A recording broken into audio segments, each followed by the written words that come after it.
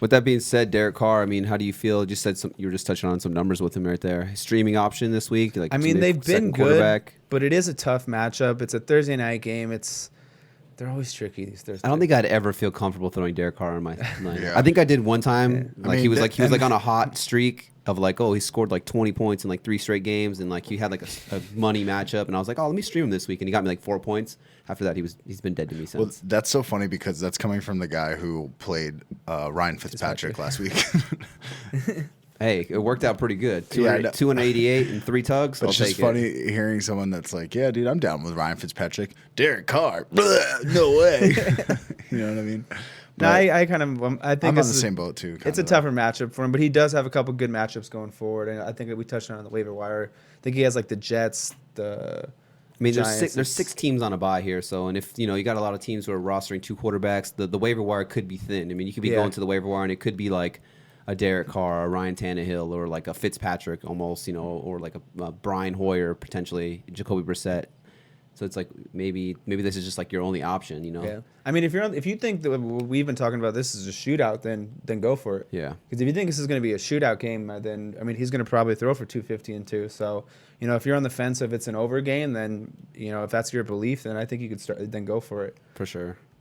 I guess Josh Jacobs. I mean, there's not much to touch on him. He's set it and forget it. He's probably going to win Offensive Rookie of the Year. I mean, honestly, who can win Offensive Rookie of the Year? I know it's kind of off the top of my head, but I think that's who it is.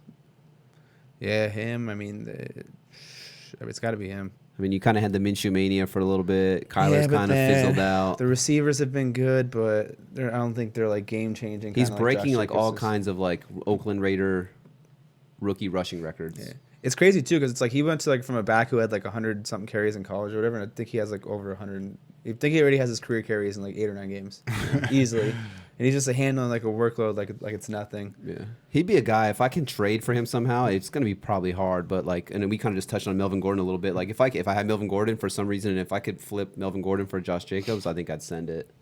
Yeah, I would do that. I like Josh Jacobs going for it a lot. Yeah, I'm always looking at these hashtag interesting stats, but every time I look at it, it's like most yards per carry, or most yards before first contact, or most yards after first contact, or best elusive rating, like all these things. And it always gives you like the top 5 running backs. And I swear every time I look at it, it's like Josh Jacobs is in there in the mix. And it's always like Fournette, Josh Jacobs, Zeke, Barkley, like McCaffrey. It's always like these high, names, these elite running back names you see. And then Josh Jacobs is in the mix. He's probably going to be a guy who goes in the first round next year in a lot of drafts. Yeah, he's going to be on that like turn. He's just getting the carries. Yeah. But yeah, obviously and this team could be better Jacobs. next year. I mean, they're 4-4. It doesn't feel like they're 4-4, but they're 4-4. They're like right there, and like they're like kind of like the neck and things. Yeah. Yeah, like Steelers he's are 4-4. like kind of like you're talking about. He's number 8 overall in evaded tackles, number 8 in juke rate, number 3 in breakaway runs. So he's at 9, so 1.1 per game. Yards per touch 5.2. He's in the top F. So he's just like you said. He's this is stuff I look at with running backs like this is where it's like David Montgomery. His is just like outside the top 30. Just like I said, he'd be a guy I'd be trying to trade. For the rest of the season going forward, they have 4 green rated matchups and they have 0 red rated matchups. So that's just one of the most moneyest schedules going forward for a running back. Number 6 in yards created, and that's with the number 22 game script. So basically saying even if it's the game script's negative, he's still doing all this in a negative game script. Yeah. So if the Raiders are good next year, he could be potentially a monster.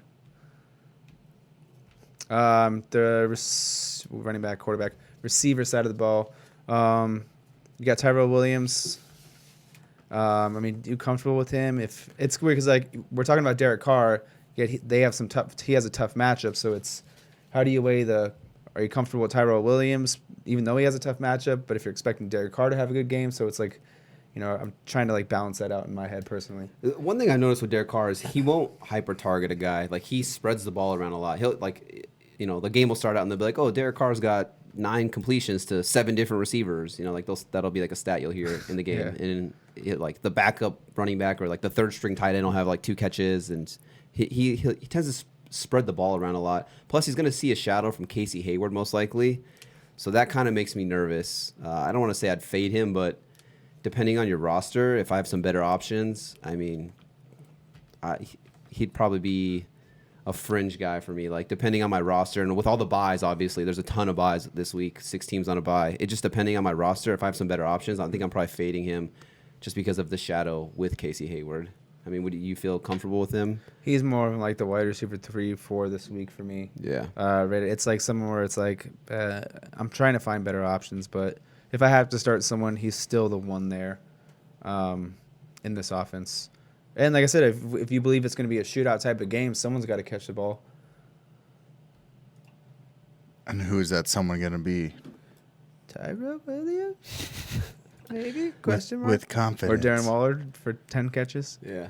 What about Hunter Renfrow? Because he's kind of come on lately, the rookie out of Clemson. Yeah. You know, that slot guy. But also, again, he's going to be seeing probably a lot of Desmond King, who's one of the best, if not the best, slot cover corner in the entire NFL. Yeah. I'm looking at some stuff right now. He's kind of like an interesting name for me, where he's someone I'm kind of maybe deeper adding with those 2 matchups coming up where they have, I know they have 2 good matchups coming up. I don't know if he's someone I'm starting this week, but he's someone if I'm in a 3 receiver league and I think there's a couple buys next week or I just need some help. He's someone I'm kind of stashing and waiting to see if he could string together 3 good weeks. He's someone we could be talking about as a play going into those good matchups next week.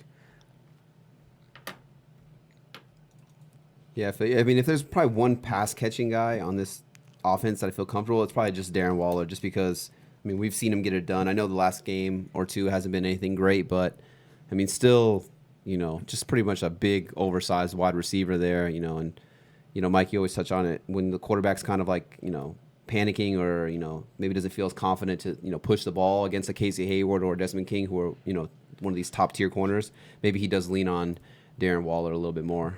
I will say this, though. Desmond King's given up an 81% catch rate. Yeah. So that's a pretty high catch rate. It doesn't mean that they're breaking long, plays off of it, but it does mean that he's giving up a high percentage of... He's like containing them yards. Yeah, he's containing them, but we could see could it be like 5 for 50? Could it be like a skewed stat of like, okay, he only gave up 3 out of 4 catches, but 3 catches for 15 yards or something like that? Because you're giving up a 75% catch rate, but you're only giving up... Well, that's what me and Mike were saying. okay. It could be like... Yeah, like he's like containing their like the yardage, but he's still, you know what I mean? Couple Still catches, still bringing the ball down. Yeah. Getting Let's maybe look a at first Desmond down, but King. that's it. Sorry, I'm pulling up some deep, like... I like it. I like it. Slot rate. Testosterone. Testosterone. Testosterone. Darren Waller's got a ton of that. Ton of what? Testosterone. Testosterone. There's testosterone high today. It's saying his yards per reception allowed is 14.7. Yeah. So, and his yards per Even target's that. about 9.6. So, I'm some- not starting him, but like just something to note if we going matchup forward where it's like Yeah. we're talking about these guys. It's like, If it's like, I think maybe this week I'm Yeah. leaning Desmond Yeah. King over. Oh, yeah, Renfrow. yeah, no, but I'm if like I'm I saying give if it, we're it's just like like a Cooper Cup or Desmond yeah, King, then I'm not worried about it's just the Cooper something Cup. where like if we have another, I don't know who they play, but I'm trying to think of a decent slot receiver off like Jameson Crowder. It might be a decent one. Yeah. They might play them where it's like okay, like he's someone in that matchup where then it's maybe like, I'm not worried about it. yeah, that's kind of just where I'm kind of trying to note with that. But yeah, I don't think we're really starting either of these guys this week. For sure. And then the Raiders defense, but we just touched on Darren Waller. I think you're starting him every single week with the you're upside he touching has. And then the Raiders defense, you're giving up the most passing yards to the quarterback who has thrown the most passing yards. Yeah, gross. Not playing the Raiders defense. Guys. BRB Blazer. No. Okay. Oh.